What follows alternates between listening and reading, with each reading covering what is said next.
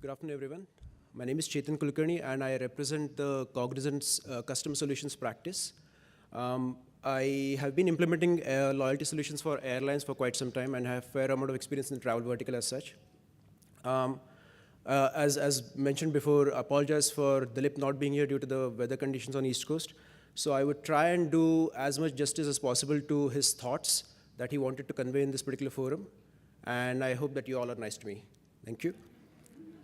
So, so the topic was that he had selected to present over here is incorporating of emerging technologies into the infrastructure of loyalty programs.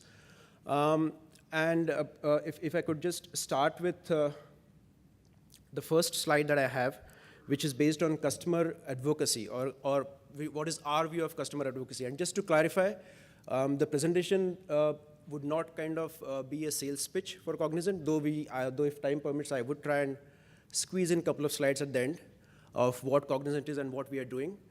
But to start with, so customer advocacy, when I first heard this term, I was wondering how different, or not just customer advocacy, but even something like social media-based marketing.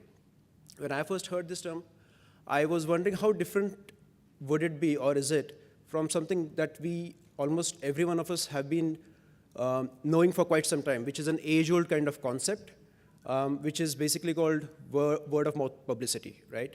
Wherein people keep talking about what they feel nice and what they like, what they don't like, because of which there are more and more people who either get influenced or who get discouraged, right?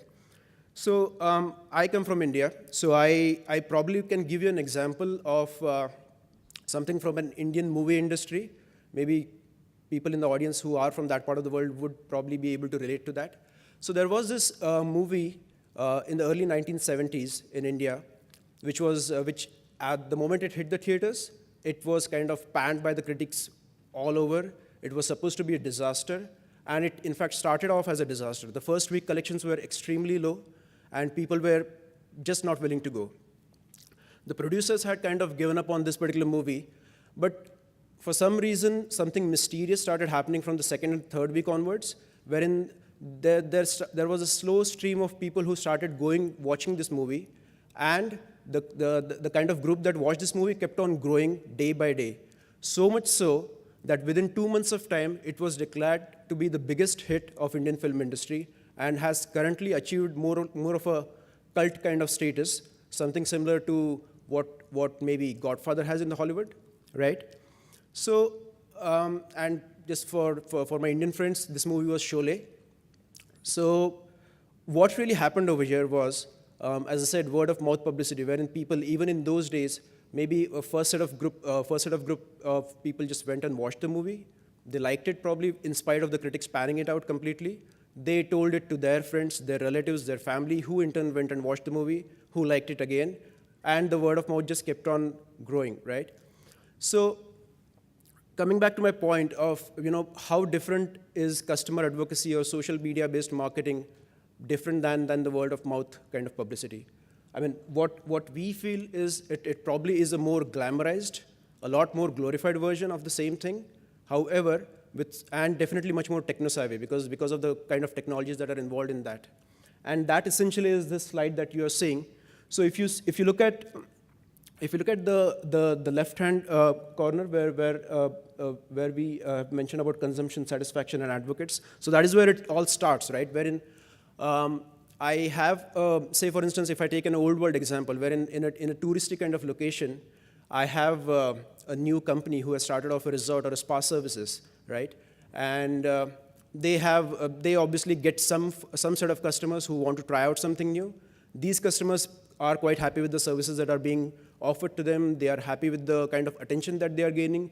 They are kind of happy with the overall experience that they're gaining over there. So they leave that place very satisfied. They go and tell about the experience to their friends or their families, who maybe next time when they plan their vacation, probably try and visit this place. So there is a steady stream of people who keep coming, and over the time the business grows, which is great. Now, if we kind of, so in turn, it builds into loyalty, as you can see, the entire circle, and then the circle keeps continuing, right? Now, if we kind of apply the same example of the same new company in a tourist location in the current world, right? Wherein again a new set of people go, they like something. However, this company now has, apart from giving excellent service, excellent experience to the customers, they have also tried to enable certain parameters for the customers so that they can in turn go and tell their friends in a much more wider forum. So that is where the points of, what kind of elements would come on to enable these kind of things. So we have social currency, which is basically this particular company giving away currencies, social currency to customers who are in turn willing to write their reviews on a website like say TripAdvisor, right? So all these are real time. The moment they write their reviews on TripAdvisor, there would be a whole lot of people in some other part of the world who would want to go on a vacation at the same time. And the first thing that generally most people do these days is do Googling, right? Wherein obviously they are going to get their top websites where they would get reviews. You would want to see what kind of reviews people are writing about a certain place, and a website like TripAdvisor is probably going to rate them on the basis of reviews. So the company tries to do that. The company again gives away some social awards to these members to in turn write blogs about their experiences. It could be positive, it could be negative. I mean, I'm sure that though they would want all positives, there would be people who would have some negative reviews as well. So, but the whole point is that these companies are trying to enable the people to do this thing then and there instead of allowing them to go home, probably just wherein they would just forget about what they felt. Instead of that, they are, as and when they are getting their experience, they are asking them to share it. They are rewarding the members to do this thing in real time. In turn, ensuring that the word of mouth is spreading at the same time to different parts of the world, right? Also, this would help wherein, if a member has put in a negative comment and there is somebody who is monitoring these kind of comments from the business side, they are able to kind of sort this out then and there instead of, having to wait for the member to go back home and then trying to do an outbound calling and asking them what was their experience and what exactly was their issue, right?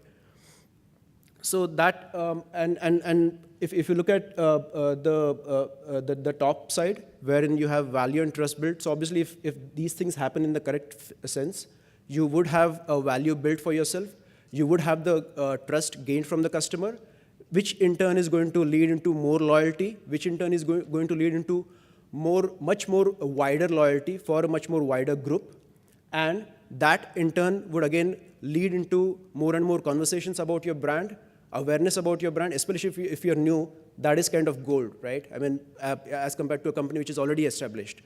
So as I said, the circle over here as well continues. The only difference is that in old world, with the same word of mouth publicity, it would have been much slower and much more time consuming. The profits that you get as a result of this would have been probably a little lesser than what you would get in a techno-savvy world as that we are in today, wherein you're getting everything in almost in real time, be it bouquets or even brickbats, right? The next slide is more of continuation of what kind of trends that we have been seeing. I mean, top of the chart is obviously the mobility, wherein almost every one of us are these days using smartphones so that our life becomes more easier. So it is but natural for most businesses, or it should be natural for most businesses to take that as a clue and try and maximize their reach to all the customers that they are having, and try and maximize their presence as well, right? So that the customers can also not just know about the products, but also can use their products as and when they want to, instead of going to a store or in fact going back home online as well. The classic example, at least that what I have seen, is most banks these days have these mobile applications that you can download onto your smartphones.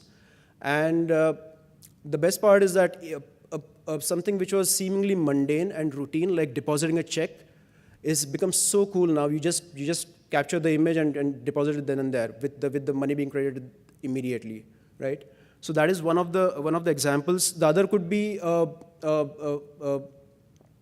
frozen yogurt company like Pinkberry, who have designed their application, mobile application, in such a way that their consumers not just are able to order if they want to, but they're also able to know what flavors, what are their favorite flavors, which store is going to store have their favorite flavors at any given point in time.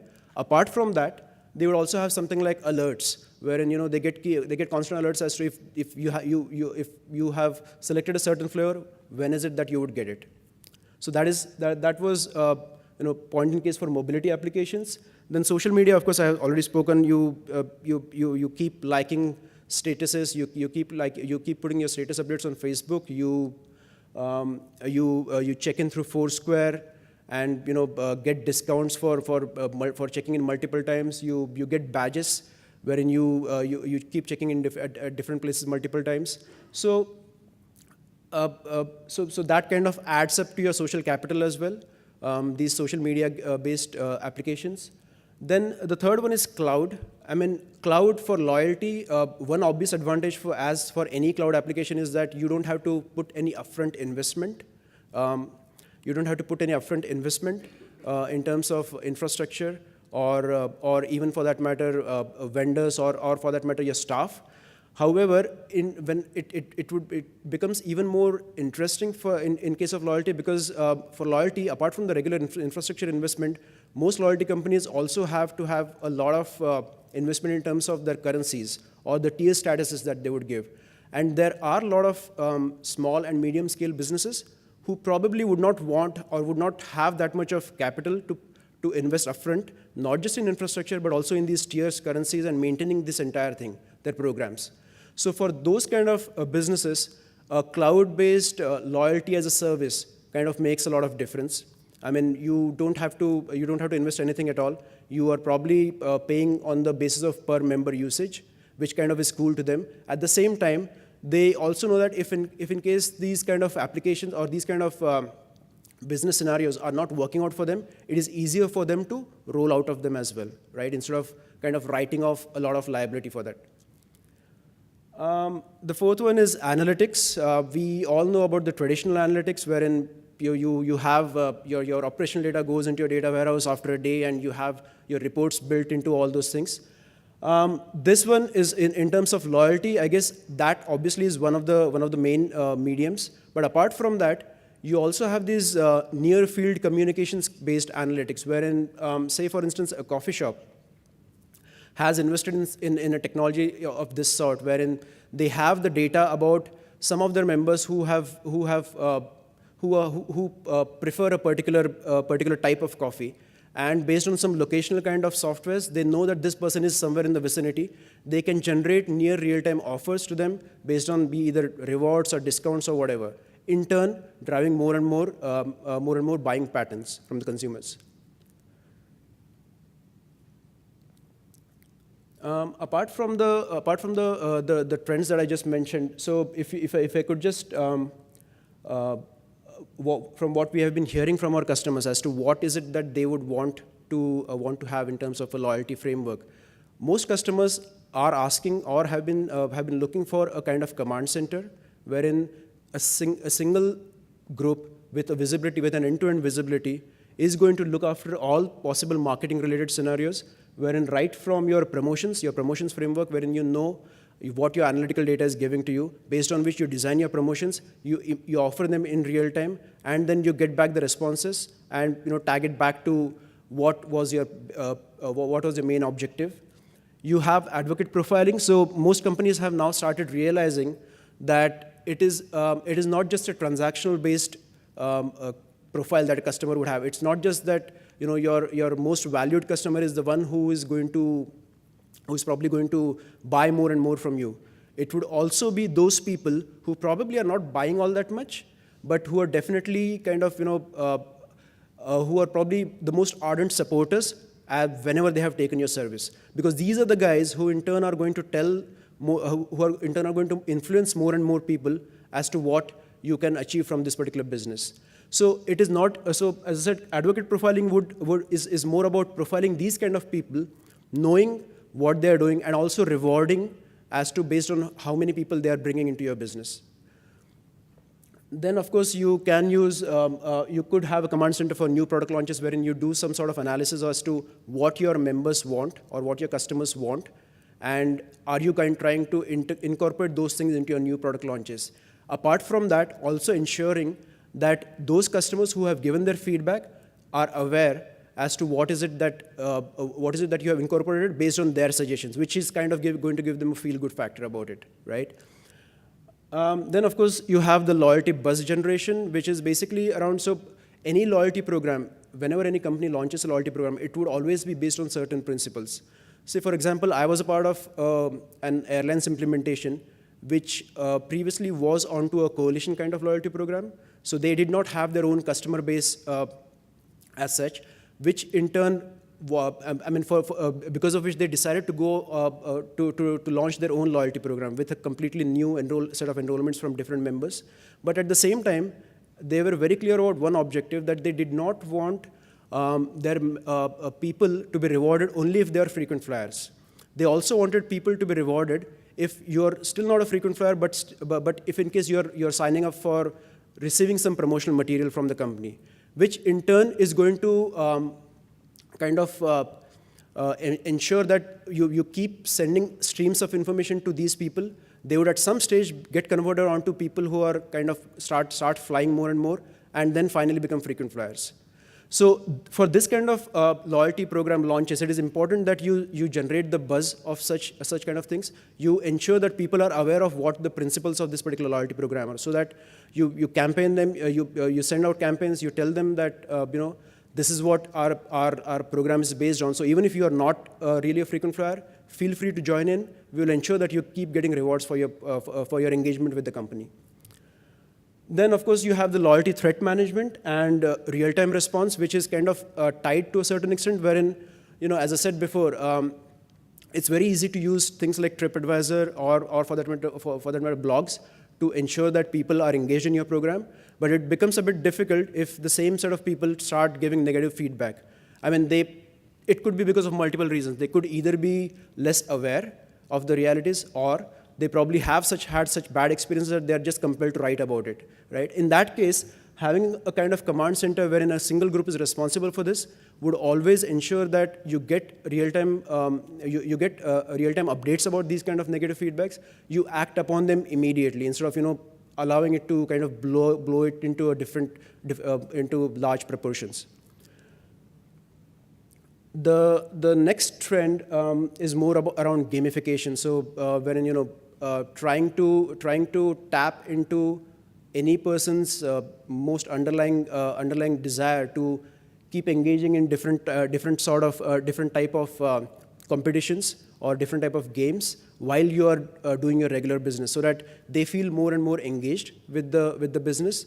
At the same time, you're also kind of generating a healthy spirit of competition between them. Say, for instance, something like a leaderboard, wherein you target certain section of people, ask them to enroll into a certain leaderboard kind of promotion, wherein they are anyways going to do the same thing that they have been doing. They have been flying, or they have been purchasing a certain type of thing.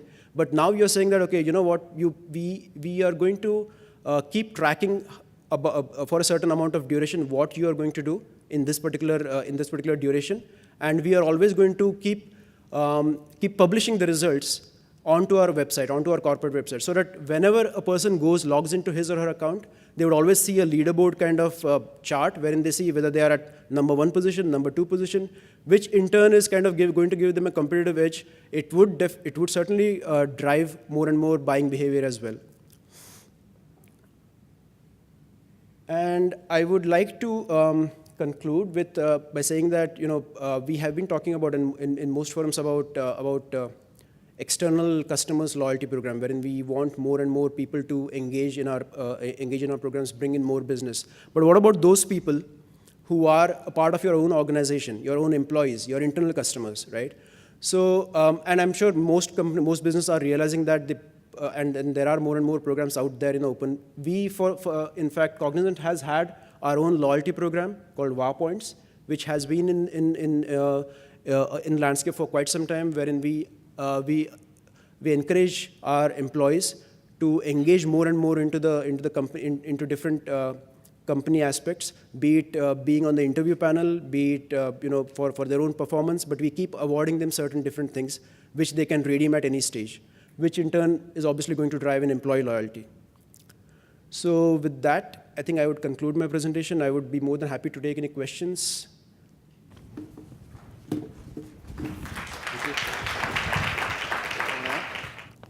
I'm interested in what you said about cloud-based being one of the big technology trends that's going to change the way we do things.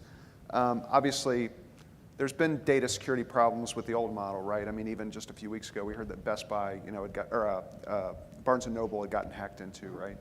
But then you think about cloud-based systems, and like Dropbox got hacked into, LinkedIn got hacked into. So do you find when you talk about cloud-based systems that there's still a level of discomfort amongst your clients in a cloud-based model, and conversely, do you think the consumers are going to be a little bit more concerned about data security in that model? I think there will always there will always be that kind of concerns, because I mean, even for them, if you have it cloud-based or you go into regular hosting services into a multi-tenancy kind of mode, because you are going to host your data along with some other and probably some competitors as well, you are going to get into you are going to have those kind of concerns. And since this area itself is kind of evolving, I guess the best way, and from our perspective, what we are trying to do is that we are not, even for the cloud-based loyalty as a service kind of thing, we are not really targeting the large enterprises who are traditionally always concerned about the data security and all. We are trying to target more of the small and medium scale businesses for whom it is a need to go on a multi-tenant kind of mode than any requirement as such, right? It's a big cost consideration for them, and it's a clear advantage. Yes. Yeah. Great. Any other questions before we break? I know we're getting on towards lunch, so people are starting to think about their stomachs. So, okay, thanks very much. All right. Thank you so much.